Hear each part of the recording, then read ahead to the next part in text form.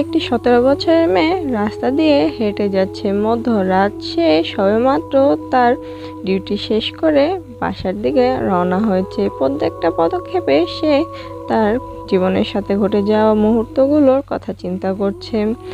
যেমন কলেজে বাজে ছেলেদের হাতে বুলি হওয়া, তারপর সে যে ক্যাফেতে পার্ট টাইম জব করে সেখানে বসের হাতে বকা খাওয়া, তার দোষ না থাকা সত্ত্বেও কাস্টমারের অদ্ভুত বিহেভিয়ারের জন্য, তারপর বাসায় যাওয়ার পর আন্টির হাতে বকা আর মার তো আছেই। এসব কিছু তার কাছে নতুন না, এসব তার সাথে প্রতিদিনই হয়ে চলেছে। সে একজন অনাথ, তার জীবনে শুধু এখন তার আন্টি আছে, কিন্তু তার আন্টি তাকে শুধু রেখেছে তার বেনিফিটের জন্য। সে তাকে ব্যবহার করছে, তাকে দিয়ে ঘরের সব কাজ করায় এবং টাকাও কামায়, আর নিজের ফ্রাস্ট্রেশন মেটানোর জন্য তাকে মারধরও করে।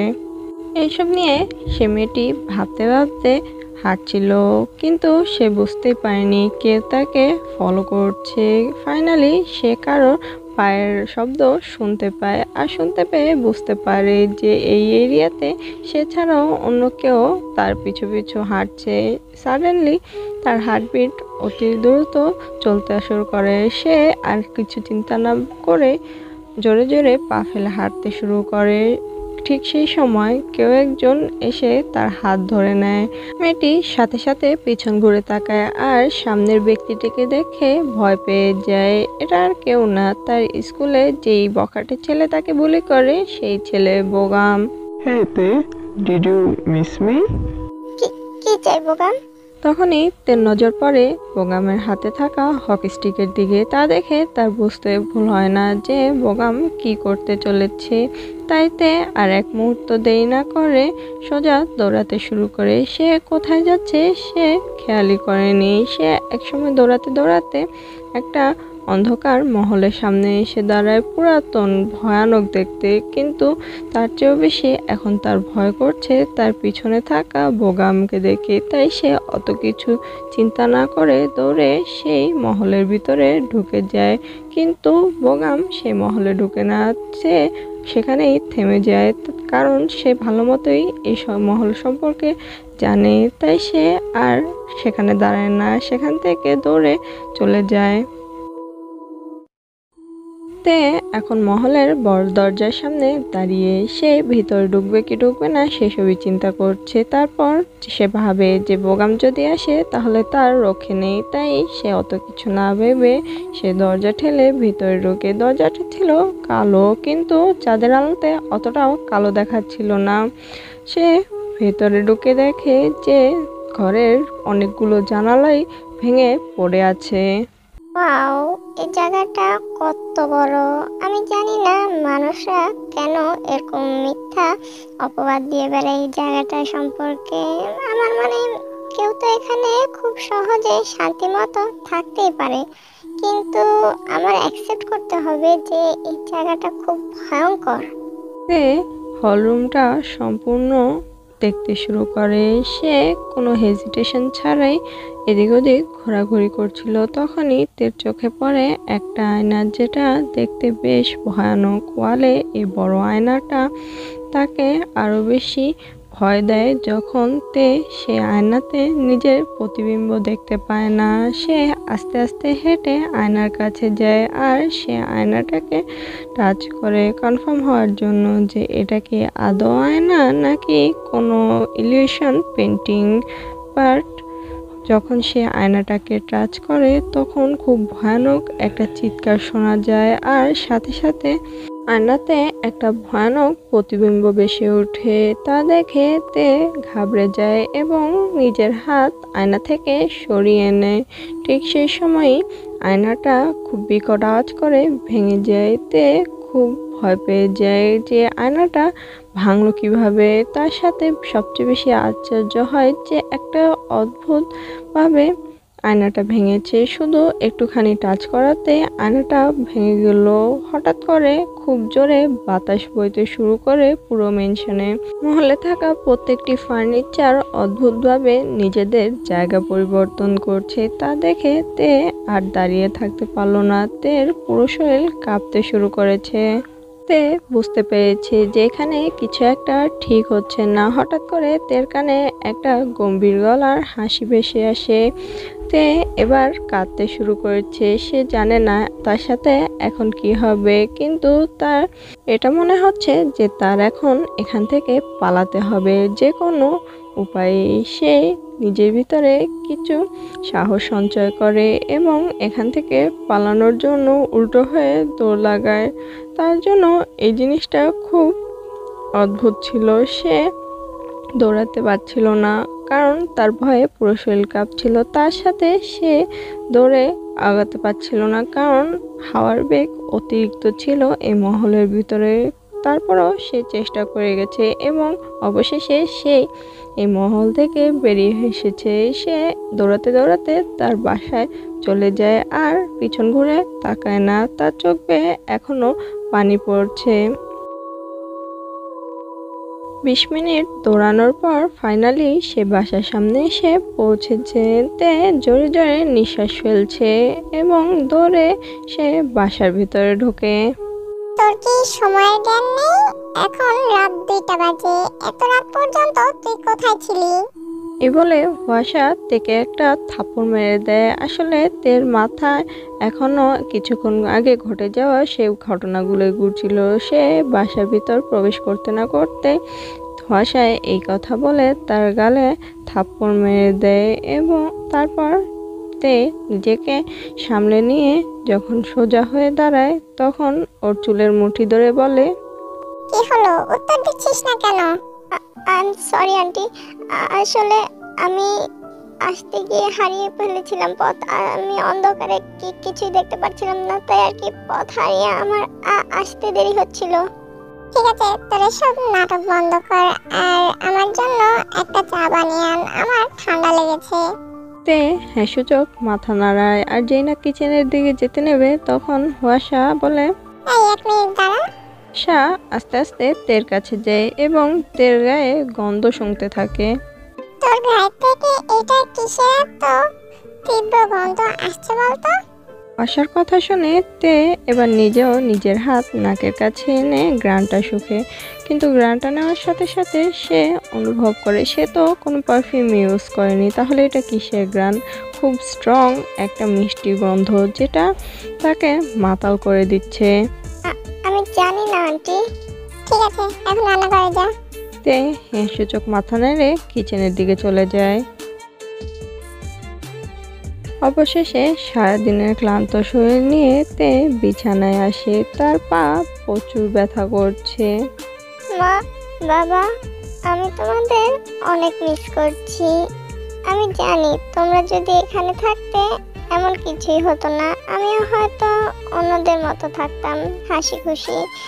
হয়তো আমিও তাদের মতো লাইফটা এনজয় করতে পারতাম, কিন্তু তে চোখ দিয়ে অঝরে পানি পড়ছে। হঠাৎ করে তার সেই মহলে ঘটে যাওয়া ঘটনাগুলো মনে পড়ে যায় আর সে আজকে ওঠে।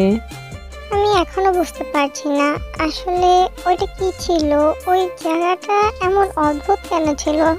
তে এসবই ভাবছিল তখন সে অনুভব করে যে তার শরীরে সেই গন্ধটা আরও তীব্র হয়েছে। সে সেই গন্ধটা অনুভব করতে পারছে। এটার মারাত্মক একটা নেশা ধরিয়ে দিচ্ছে তার মধ্যে। এই গানটা কিসের? আমি তো কোনো পারফিউম ইউজ করিনি, তাহলে এই গানটা কোথা থেকে আসছে আর আমার শরীর থেকে বা আসছে কেন? এইসব অনেক রকমের চিন্তা ভাবনা করতে করতেই সে ঘুমিয়ে যায়। হুয়াশা নিজের রুমে শান্তিতে ঘুমাচ্ছিল, কিন্তু আচমকাই সে তার হাতে খুব ব্যথা অনুভব করে। সাথে সাথে সে চোখ মেলে তাকায় এবং লাইট জ্বালায় আর তার হাতের দিকে তাকিয়ে দেখে হাত সম্পূর্ণ লাল হয়ে গেছে। হঠাৎ করে আমার সাথে এটা কি হলো? হুয়াশা এসব ভাবছিল, তখনই সে বুঝতে পারে কেউ খুব জোরে তার চুলের মুঠি ধরে, কিন্তু সে তার চেয়ে বেশি অবাক হয় যখন সে পাশে কোনো কিছুই দেখতে পায় না। এবার হুয়াশা ভয় পেয়ে যায়। সে চিৎকার করার চেষ্টা করে, কিন্তু তার মুখ দিয়ে কোনো কথা বেরোচ্ছে না। কোনো এক কারণে সে যেন তার কথা বলার শক্তি হারিয়ে ফেলেছে। এবার সেই অদৃশ্য শক্তিটা তাকে টেনে বের করে নিয়ে আসে তার রুম থেকে। তাকে টানতে টানতে বাসা থেকে বের করে নিয়ে আসে। সে অদ্ভুত শক্তিটা তাকে রোডের মাঝখানে এনে দাঁড় করিয়ে দেয়। ঠিক সেই সময় সে রাস্তা দিয়ে একটি বাস এগিয়ে আসছিল। সে চেষ্টা করে যে বাসটিকে যাতে থামানো যায়, তাই সে হাত পা ছোটাছুটি করার চেষ্টা করে, কিন্তু তার পুরো বডি যেন সেখানেই থেমে গেছে। সে তার শরীর লড়াতে পারছে না। হুয়াশা এবার অসহায়ের মতো বাসটার দিকে তাকিয়ে আছে। বাস ড্রাইভার আপন মনে তার গাড়ি চালাচ্ছে। হঠাৎ করে তার বাসের ফ্রন্ট লাইট দুটো বন্ধ হয়ে যায়, যে কারণে সে রাস্তার কিছুই দেখতে পাচ্ছিল না। আর এখন তার ইমার্জেন্সি একটা জায়গায় পৌঁছাতে হবে। সে রাস্তায় কাউকে দেখছিল না, আর এই সময় রাস্তায় কোনো ইমার্জেন্সি ছাড়া কেউ বেরো হয় না। তাই বাস ড্রাইভার অত কিছু না ভেবে গাড়ি চালাচ্ছিল। আর ঠিক সেই সময় হুয়াশা গাড়ির সাথে ধাক্কা খায় এবং ছিটকে রাস্তার ওপাশে গিয়ে পড়ে, আর অন দ্য স্পট তার সেখানে ডেড হয়ে যায়। বাস ড্রাইভার কিছু একটা বুঝতে পেরে সাথে সাথে নিজের গাড়িটি থামায়, আর থামানোর পরেই গাড়ির ফ্রন্ট লাইট দুটো জ্বলে ওঠে, যাতে বাস ড্রাইভারটা বেশ আশ্চর্য হয়। সে কিছুটা পিছন গিয়ে দেখে যে একটি মৃতদেহ। তা দেখে সে সাথে সাথে পুলিশকে কল করে এবং সবটা জানায়। তে নিশ্চিন্তে তার নিজের রুমে ঘুমোচ্ছিল। হঠাৎ কলিং বেলের শব্দে সে ধরফড়িয়ে উঠে বসে এবং দরজার দিকে তাকিয়ে বলে, এখন ভোর 5টায়, এই সময় আবার কে এলো? তে নিজের রুম থেকে বেরিয়ে আসে এবং মেইন ডোর ওপেন করে দেখে যে কয়েকজন পুলিশের লোক সেখানে দাঁড়িয়ে আছে। এটা কি মিসেস ওয়াশার বাসা? হ্যাঁ, উনি আমার আন্টি হন। দাঁড়ান, আমি এক্ষুনি ওনাকে ডেকে আনছি। তার কোনো দরকার নেই, কারণ উনি বাসায় নেই। কি বলছেন কি এসব? আপনি কি করে জানেন?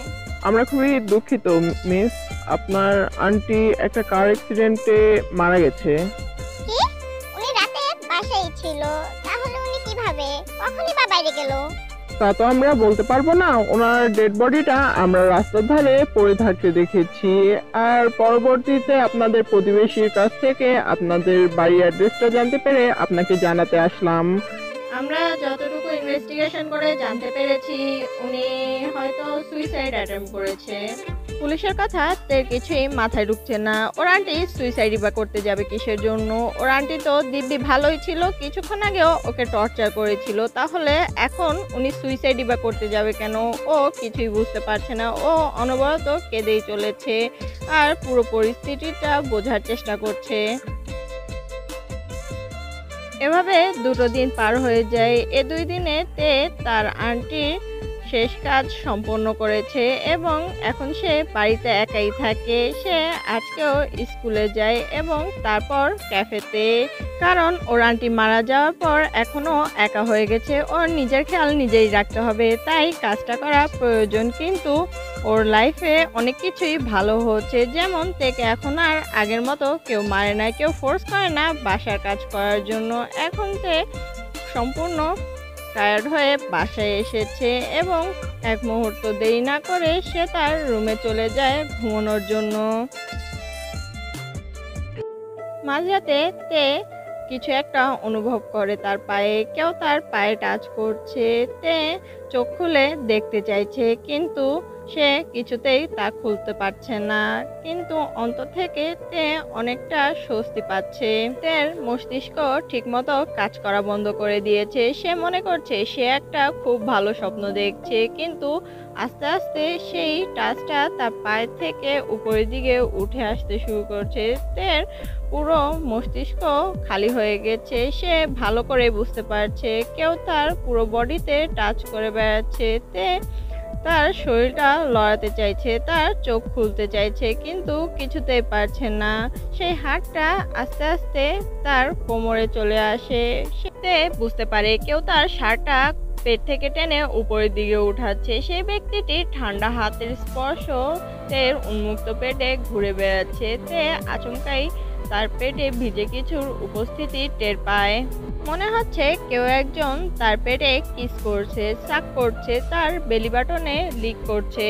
ব্যক্তিটি আস্তে আস্তে কিস করতে করতে তের উপরের দিকে উঠে আসছে। তের পুরো শরীর কেঁপে উঠছে, তার পুরো শরীরে একটা অদ্ভুত শিহরণ বয়ে যাচ্ছে। তে জোরে জোরে নিঃশ্বাস নিতে শুরু করছে। সে জানে না তার সাথে কি হচ্ছে, তে তবে সেই জিনিসগুলো উপলব্ধি করতে পারছে এবং সে এই জিনিসগুলো এনজয়ও করছে। ফাইনালি সে বুঝতে পারে যে সেই ব্যক্তিটি তের বুকে মুখ ডুবিয়ে দেয় এবং তার আপার পার্টে সাক করতে থাকে, লিক করতে থাকে, টাচ করতে থাকে।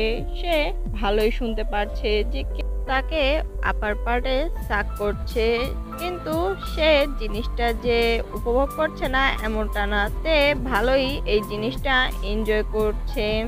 আস্তে আস্তে সেই ব্যক্তিটি তার গলায় চলে আসে, তার গলায় কিস করতে শুরু করে এবং যখনই সে দেখতে পায় যে তে তার সাথে মুভ করছে তা দেখে সাথে সাথে লোকটি তার উপরে থাকা ব্ল্যাঙ্কেটটি এক ঝটকায় সরিয়ে ফেলে। এবার তে ফাইনালি নিজের ভ্রমকে দূরে সরিয়ে চোখ মেলে তাকায়, কিন্তু সে সেই ব্যক্তিটিকে দেখতে পাচ্ছে না, শুধু তার টাচগুলো অনুভব করতে পারছে। সেই ব্যক্তিটি এখনো তেকে শরীরে নানাভাবে টাচ করে যাচ্ছে, সে তার চেহারা দেখতে পারছে না, সে অদৃশ্য। তাই তে এবার একটু ঘাবড়ে যায়। সাথে সাথে সে অদৃশ্য ব্যক্তিটি তেকে এক ঝটকায় ঘুরিয়ে বিছানায় উল্টো করে ফেলে এবং তে চুলগুলো ঘাড়ের কাছ থেকে সরিয়ে দেয় এবং একটানে তার টি শার্টটা কাঁধ থেকে নিচে নামিয়ে দেয় এবং পিঠে ছোট ছোট করে চুমু কাটতে শুরু করে। যখন দেখছে তে বারবার নড়াচড়া করছে, ব্যক্তিটি এবার রেগে গিয়ে তের চুলের মুঠি শক্ত করে চেপে ধরে। এত তাড়া কিসের? এখনো অনেক সময় আছে আমার সাথে কথা বলার জন্য। এই বলেই সেই অদৃশ্য ব্যক্তিটি তার হাতটা আস্তে আস্তে আবারও তের বুকের কাছে আনে এবং তের বুকে জোরে চেপে ধরে। কি করছেন কি? আস্তে, আমার লাগছে। আমি তো এখনো কিছু করলামই না জান। অদৃশ্য লোকটির কথা শুনে তে একটু ভয় পায়, কিন্তু সে সম্পূর্ণ বিষয়টা এনজয় করছে, কারণ তার জীবনে প্রথম এমন কিছু তার সাথে ঘটছে। তাই সে সেই জিনিসটা এনজয় না করে থাকতে পারছে না। প্লিজ, আমি আপনাকে দেখতে চাই। Are you sure? এই বলেই ব্যক্তিটি তের বুকে আরেকটু চাপ দেয়। এখন তে তার বুকে কারো হাতের উপস্থিতি টের পাচ্ছে না। আচমকাই কেউ একজন তেকে এক ঝটকায় ঘুরিয়ে দেয়। তে সামনের দিকে তাকিয়ে সে একজনকে দেখতে পায়।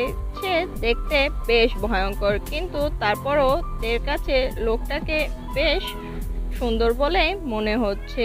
তে বুঝতে পারছে না সে আসলে মানুষ নাকি অন্য কিছু, কারণ সে অদৃশ্য লোকটি শরীরের গঠন সাধারণ মানুষের থেকে অনেক বেশি, আর তার বডি টেম্পারেচারও সাধারণ মানুষের মতো না। তার চেয়েও অদ্ভুত বিষয় হলো তার চোখের রাজা একদম সম্পূর্ণ লাল এবং মুখে একটা কাটা দাগও আছে। সে তার খালি শরীরের দিকে তাকিয়ে আছে। তে তার চিন্তায় আর ভাবনায় এতটাই হারিয়ে গেছে যে তার ভয় ভিতরে কাজ করতে শুরু করে। হঠাৎ করে তে তার কোমরে ব্যথা অনুভব করে। সে দেখে যে সেই ব্যক্তিটি তার কোমরে অনেক শক্ত করে চেপে ধরে আছে। তাতে তে আর্তনাদ করে ওঠে। তে চোখ বেয়ে পানি পড়ছে, কিন্তু সেই ব্যক্তিটি সেদিকে পাত্তা না দিয়ে আস্তে আস্তে তার হাত তের প্রাইভেট পার্টে এনে রাখে এবং তার হাত সে জায়গায় রাফ করতে করতে বলে, জানতে চাও আমি কে? অতিরিক্ত উত্তেজনায় তের চোখ দিয়ে অনবরত পানি পড়ছে। তে ছলছল চোখে ব্যক্তিটির দিকে তাকিয়ে হ্যাঁ সূচক মাথা নাড়ে। আমি জিয়ন জাংকুক। নামটা শুনে তে বড় বড় চোখে লোকটির দিকে তাকায়। জিয়ন জাংকুক, তুমি আমাকে চেনো? That's good. এ বলেই জাংকুক তের পরনের জামাগুলো খুলে এক একটা করে মেঝেতে ছুঁড়ে মারে আর নিজেকে তৈরি করে তের ভিতরে প্রবেশ করানোর জন্য। তে কিছুই বলতে পারছে না, ওর একদিকে ভয় করছে, অন্যদিকে সে এই বিষয়টা এনজয়ও করছে।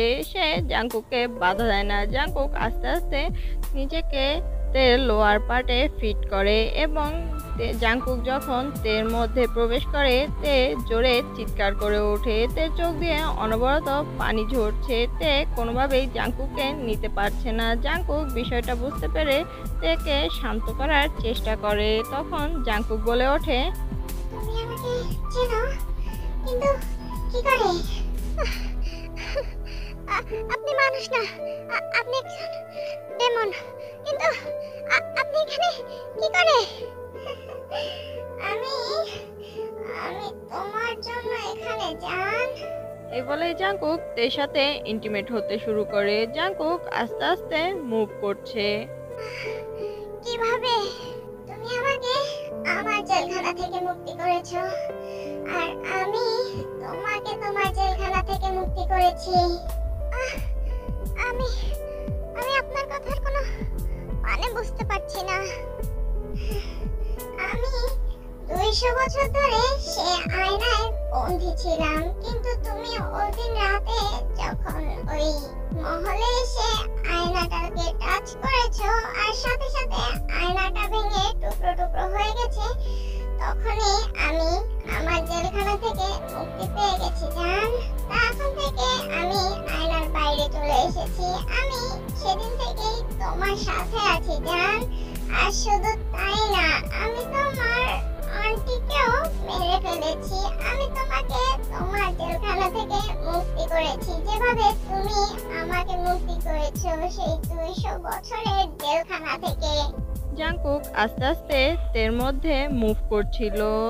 তেও বিষয়টা এনজয় করছিল। এমনটা না যে তার খারাপ লাগছিল। সে জাংকুকের উপস্থিতি নিজের মধ্যে অনুভব করে বেশ আনন্দই পাচ্ছিল। তুমি জানো, আমি মরে যাচ্ছিলাম তোমার কাছে আসার জন্য, শুধু তোমাকে একবার টাচ করার জন্য। সেদিন থেকে, যেদিন আমি তোমাকে প্রথম দেখেছি, যেদিন তুমি ওই আয়নাতে টাচ করে আমাকে মুক্ত করেছিলে, শুধু তাই না, আমার শরীরের গন্ধ তুমি তোমার সাথে নিয়ে এসেছিলে। সেদিনই আমি বুঝতে পেরেছিলাম তুমি শুধু আমার, শুধু আমার। তে চোখ দিয়ে অনবরত পানি পড়ছে। তে জোরে জোরে মন করছে প্লেজারে। তে এতটাই উত্তেজিত হয়ে গেছে যে তে নিজেকে সামলাতে পারছে না। তে নিজের নখ দিয়ে জাংকুকের পিঠে আঁচড় কাটতে শুরু করে। জাংকুকও তার সাথে খুব রাফলি ইন্টিমেট হতে শুরু করে। এভাবে 3 ঘন্টা পেরিয়ে যায়। তে নিতিয়ে পড়েছে, কিন্তু জাংকুকের থামার কোনো খবরই নেই। তার 1 ঘন্টা পরে জাংকুকও থেমে যায় এবং ফুললি স্যাটিসফাইড হয়ে তের বুকের উপরে শুয়ে একটা দীর্ঘ নিঃশ্বাস ফেলে এবং উঠে তের ঠোঁটে একটা কিস করে বলে, আই লাভ ইউ জান। এখন তে আর জাংকুককে ভয় পাচ্ছে না। তে জানে না কেন, কিন্তু এই স্বার্থপর দুনিয়াতে সে মানুষের স্বার্থের শিকার হতে হতে হয়তো এখন জাংকুকের এই ভালোবাসাটাই সে ভালোবেসে ফেলেছে। কারণ আজ পর্যন্ত তার মা বাবা ছাড়া কেউ তাকে ভালোবাসেনি। সবাই শুধু তাকে ব্যবহার করেছে। সেখানে কিনা এই ডেমন তাকে ভালোবাসে, তাহলে সে সেই ভালোবাসা প্রত্যাখ্যান করে কিভাবে? যার কারণে জাংকুক অলরেডি 2জনকে খুন পর্যন্ত করেছে।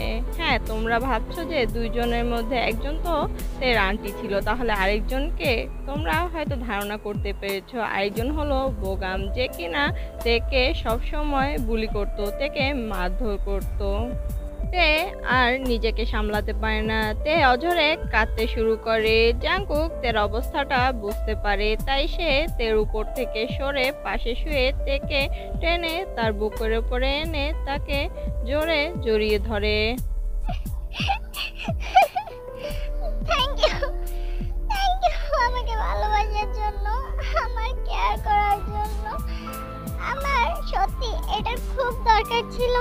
আমি পুরো জীবন সবার কাছে ভালোবাসার কামনা করে গেছি, কিন্তু কেউ আমাকে ভালোবাসেনি। সবাই শুধু আমাকে ঘৃণা করেছে, আমাকে মেরেছে, আমাকে শুধু ব্যবহার করেছে।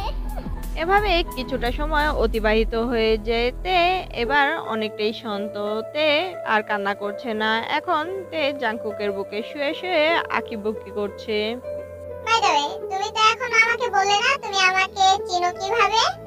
আপনার ঘটনাটা আমাদের টাউনে বেশ ফেমাস।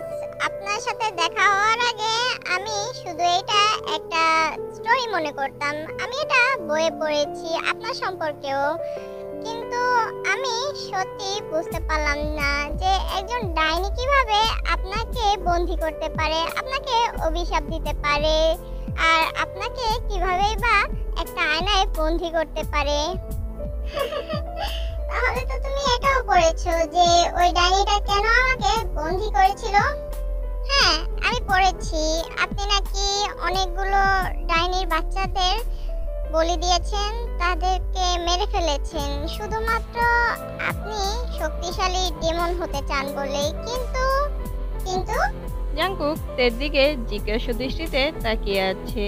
তে জাংকুকের বুক থেকে মাথা উঠিয়ে তার গালে হাত রেখে বলে, কিন্তু আমি জানি এটা সত্যি না। জাংকুক বড় বড় চোখে তের দিকে তাকায়। আমি এটা ভালো করে বুঝতে পারছি, কারণ যদি আপনি ওই ডাইনি আর ডাইনিদের বাচ্চাদেরকে মেরে তাদের পাওয়ার ছিনিয়ে নিতেন, তাহলে আপনি ওই ডাইনিকে কেন মারলেন না? আপনি তো যথেষ্ট পাওয়ারফুল ছিলেন আর অন্যান্য ডাইনিদের পাওয়ারও নিজের আয়ত্তে নিয়েছিলেন, তাহলে ওই ডাইনিকে কেন মারলেন না? জাংকুক কিছুই বলে না, শুধু চোখে একরাশ বেদনা নিয়ে তের দিকে তাকিয়ে আছে। আসলে ওই ডাইনিটা মিথ্যে কথা বলছিল। সে মিথ্যে কথা বলছিল যাতে কেউ ওকে ব্লেম না দিতে পারে আপনাকে বন্দি করার জন্য, আর সেজন্য সে মিথ্যে কথা রটিয়ে বেরিয়েছে যে আপনি অনেক ডাইনি এবং ডাইনিদের বাচ্চাদেরকে মেরে ফেলেছেন। আমি ঠিক বলছি না? জাংকুক এখনো কিছুই বলছে না। জাংকুকের চোখে ব্যথা তীব্রভাবে দেখা যাচ্ছে। ফাইনালি কেউ তাকে বুঝতে পেরেছে যে সে আসলেই নির্দোষ। আসলে ওই ডাইনিটা আমাকে বিয়ে করতে চেয়েছিল, কিন্তু আমি রাজি হইনি, কারণ ডেমনরা শুধুমাত্র তাকেই ভালোবাসতে পারে যে ব্যক্তি ডেমনদের ফ্রেগ্রেন্স মানে তার শরীরের গন্ধ তাদের সাথে নিয়ে যায়। তখনই একটা ডেমন সেই ব্যক্তির কাছে আসতে পারে। যে কারণে ওই ডাইনিটা অনেকগুলো ডাইনিকে মেরেছিল এবং তার বাচ্চাদেরও মেরেছিল। মেরে সবাই কাছে বলে বেরিয়েছে যে আমি নাকি অতিরিক্ত পাওয়ারফুল হওয়ার জন্য সবাইকে মেরে ফেলেছি। শুধু ডাইনিরা না, এমনকি আমার নিজের প্রজাতির লোকেরাও এটাই বিশ্বাস করতে শুরু করেছে আমি বোধহয় সত্যি সত্যি ডাইনি এবং তার বাচ্চাদেরকে মেরেছি শুধুমাত্র অতিরিক্ত পাওয়ারফুল হওয়ার জন্য। কিন্তু বিশ্বাস করো, আমি যথেষ্ট পাওয়ারফুল ছিলাম ওই ডাইনির সাথে ফাইট করার জন্য এবং ওকে মারার জন্য, কিন্তু আমি সেটা করিনি, কারণ আমার লোকেরাই আমার থেকে মুখ ফিরিয়ে নিয়েছিল। আমার নিজের ভাই আমার সাথে বিশ্বাসঘাতকতা করেছে। যখন সে জানতে পেরেছে আমি ডেমন রাজ্যের নতুন রাজা হতে চলেছি, সেই সবাইকে বুঝিয়েছে যে আমি ডাইনিদেরকে মেরেছি। আমার এই হৃদয়টা ভেঙে তখন টুকরো টুকরো হয়ে গেছিল। আমি চাইনি ওদের সাথে থাকতে, আমি চাইনি ওদের সাথে বাঁচতে, তাই আমি আমার ভোগবিদব্য গ্রহণ করে নিয়েছি। আমি পানিশমেন্টের জন্য কোনো আর্গুমেন্ট করিনি, তাদের সাথে কোনো তর্কাতর্কিতে আমি যাইনি, কারণ আমি শিওর ছিলাম যে এই লোকগুলোই সবাই আফসোস করবে এবং বুঝতে পারবে যে আমি ইনোসেন্ট ছিলাম। তাদের এটা বুঝতে বেশি সময় লাগবে না। ঠিক বলেছো, যে কারণে তোমার ওই লোভী ভাই আর ওই ডাইনিটা একে অপরের বিরুদ্ধে চলে যায় আর পরবর্তীতে একে অপরকে মেরে ফেলে। তুমি কি করে জানলে? আমি বইয়ে পড়েছি।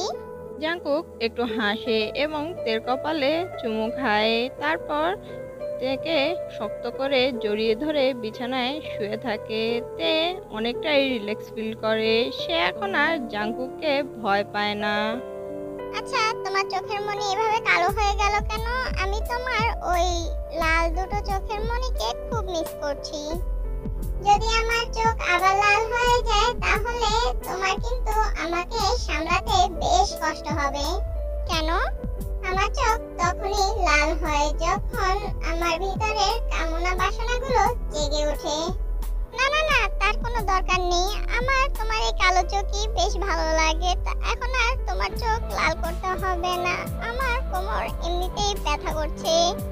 এই বলেই তে জাংকুকের দুই হাতের মাঝখানে মোছামুছি শুরু করে দেয়। জাংকুকও হাসতে শুরু করে তের এমন কথা শুনে। তো এখন থেকে তুমি সবসময় আমার সাথে থাকবে, তাই না? ইয়েস মাইজান, আমি সবসময় তোমার সাথে থাকবো।